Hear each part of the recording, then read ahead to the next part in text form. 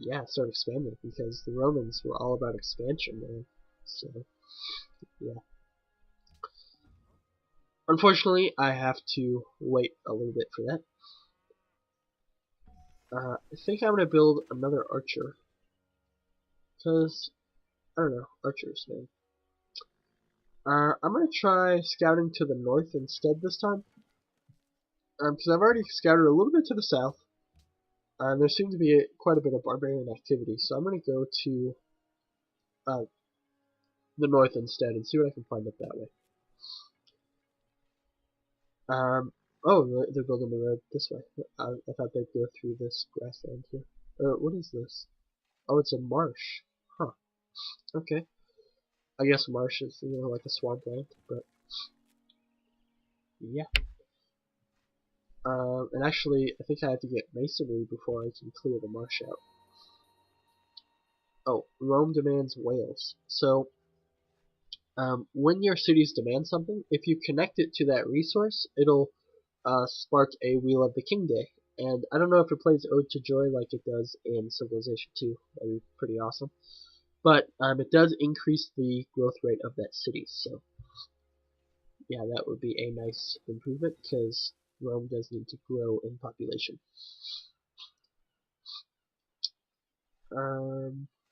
Yes, but I don't really have access to whales right now, so I'm gonna not worry about that. And maybe their demands will change. Okay, I have located Monaco, and this is my first interaction with a city-state this game. So I can kind of tell you a little bit about how the city-states work. Now, city-states aren't in the running to win the game like you are. However, they do have a say as far as the politics go. Like, they can vote for world leaders and stuff like that. And they actually provide you bonuses if you are friendly or even allied with them, such as, I don't know, they give you bonus food and stuff like that. So it's always a good idea to become friendly with them, if you can. And they give you various, they tell you various ways in which you can become more friendly with them, such as destroying enemy encampments, going to war with other civilizations, defending it from invaders, and killing barbarian encampments that are nearby. Unfortunately, I can't really help them right now, so I'm going to avoid that. And if you go into their borders without being allied to them, then their friendliness will drop and they'll become angry with you. So I'm going to just go around their borders. And if you see, Monaco is actually a pretty good location as far as defensibility goes. It's surrounded by mountains and it's got a lot of rough terrain around it. So yeah, pretty good spot to defend. So my worker completed building the road. So I'm going to come over here and finish building this farm. I don't think it's been completed yet. Yeah, he had to run away from those barbarians. So, yeah, still building an archer there. So I'm going to go ahead and continue on. Now, city-states, you can take them over. However, it's not necessarily the best thing to do, because they'll pretty much hate you forever. However, if you run across a city-state that has been taken over by another civilization, if you take it back over and liberate it, basically give it back to the governing bodies of the city-state itself, then they will vote for you in the election, no matter what happens. I'm not sure what happens if somebody else takes it over and then somebody else liberates it again, as far as the voting goes, but yeah. Maybe they do it for the most recent person to liberate them. I don't know. They do have some neat resources by here. They have gems, and I saw they had horses as well. But I'm going to scout around and see what's available all around here. Sorry guys, I've been sick the last couple days, so...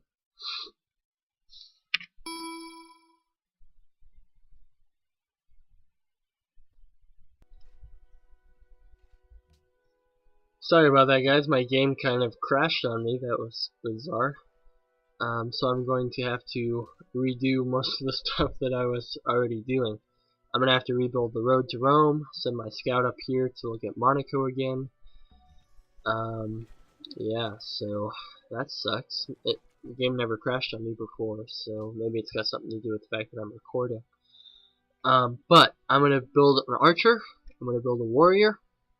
No, I'm just gonna build an archer. Then I'm gonna build a settler, and I'm gonna go after this encampment, and I'm gonna try to expand to the desert. And as I was saying before, I got interrupted by crashing game. Anyway. Yeah, I've been sick the last couple days. I've already said this once before, but yeah. So that's why I'm coughing a lot. But I'm trying to turn away from the mic, so I don't even know if you can hear it. But yeah. So I'm gonna try to catch up as fast as I can, so that way it's not too far behind.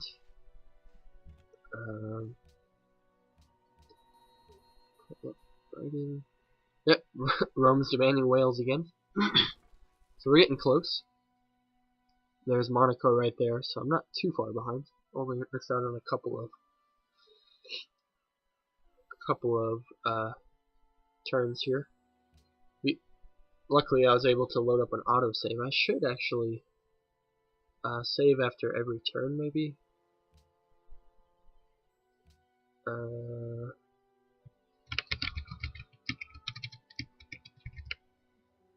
Maybe I'll do that. I don't know what the hotkey is for saving the game, like quick save, but I don't know. So there's Monaco again.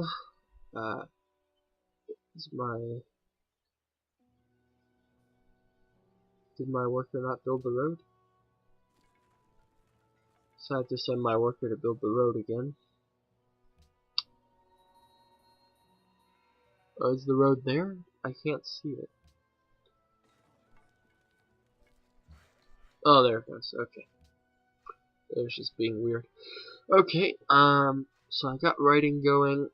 I'm almost to where I was before. There's Monaco. We'll send. And I think this is right about where I was cut off before, so didn't lose too much time, so that's good. Gonna finish building the farm if I can. And yeah. So after I expand over to the desert, I'm going to expand to the north a little bit, so that way I can get access to those horses as soon as I can.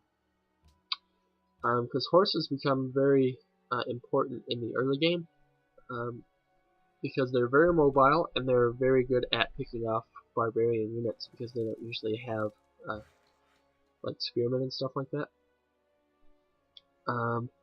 So what should I do with this?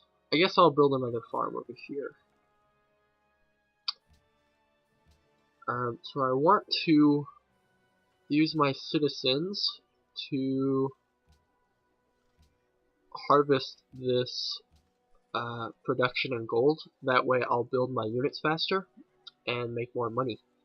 And Rome is still gaining population, so that's okay. And when this farm finishes, it'll be gaining even more population, so that's good. So actually, it looks like the Iroquois are going to kill this encampment for me. That would be a huge plus, because that way I won't have to do it. The Iroquois scout's probably going to get this ruined, so that's kind of a shame. Hopefully, yeah, they got that. That was just unlucky right there. Would it be cheap for me to go back a couple of turns and, go a different way with my scout so I can get the ruins? Yeah, probably. Most well fed? What? I don't know what that means, but apparently the Romans are starving.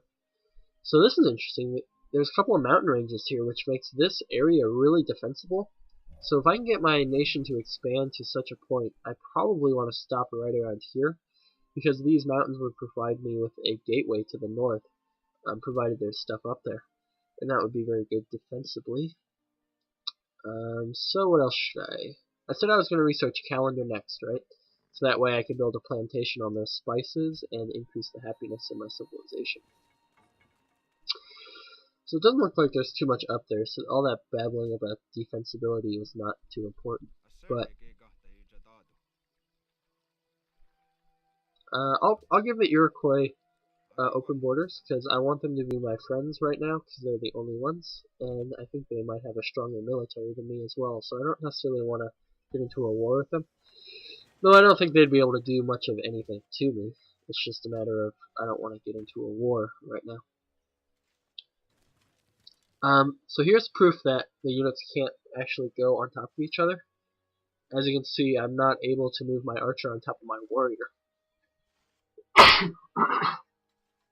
So I'm going to place my archer here until my settler is done, and then I can move them out together to go settle the city.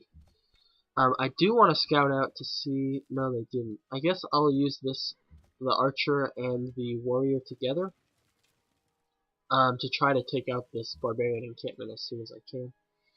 So I'm probably going to have to place the archer here, the warriors here, and then snipe at it from there with my archer until it's to a reasonably defeatable position for my warrior. So what is this? Archer. We'll just fortify him, so that way my city's extra defended. And hopefully with the archer and city being able to bombard units, any warrior that comes in, I'll be able, or any barbarian brute that comes in, I'll be able to pick off before it does too much damage. Oh, and there. Yeah. let's go down. So as you can see, there's the brute right there. He's gonna try to take over this, these workers here. So I'm gonna try to snipe them with my archer and also. What? Stupid scout. I'm gonna move my units into position over here, and I'm gonna try to use my archer to take out these warriors here. I don't think it's gonna quite be enough. Yeah, down to 2. So I'm gonna have to move my workers out of the line of fire here until next turn before those brutes go down. But as you can see, it's a very nice defensive tool early on because the archer can pick them off as well as the city at the same time. So it makes it very, very handy. So that's why I went to get the archers first. So that was pretty good decision, I think, on my part. But you don't necessarily have to do it. You might have to leave a warrior around here early on in the game. But that's a perfectly plausible way to do it as well. So here I can bombard the city. And I'm just going to have these guys fortify until it's to a reasonable, a very easily won position for me. Because there's no reason why I should risk the health of my warriors until my settler gets all the way over there. Or until it's a point where it's not even going to be a risk at all. Or that much of a risk anyway. So I'm going to finish building this farm since he got rudely interrupted. Gonna keep bombarding the city. And is it just me, or is that like a ridiculous amount of range for them? I mean, they're shooting like all the way over that entire thing, so yeah, pretty crazy. So I'm moving my scouts out. Oh, one thing is you can use the mouse wheel to zoom in and zoom out. You can get pretty far out, and that's really, I don't know, it's pretty good if you want to see a lot of things at the same time. And there's one other thing you can do as well. So I'm going to go ahead and wait for one more turn probably before I actually attack these directly with my warriors.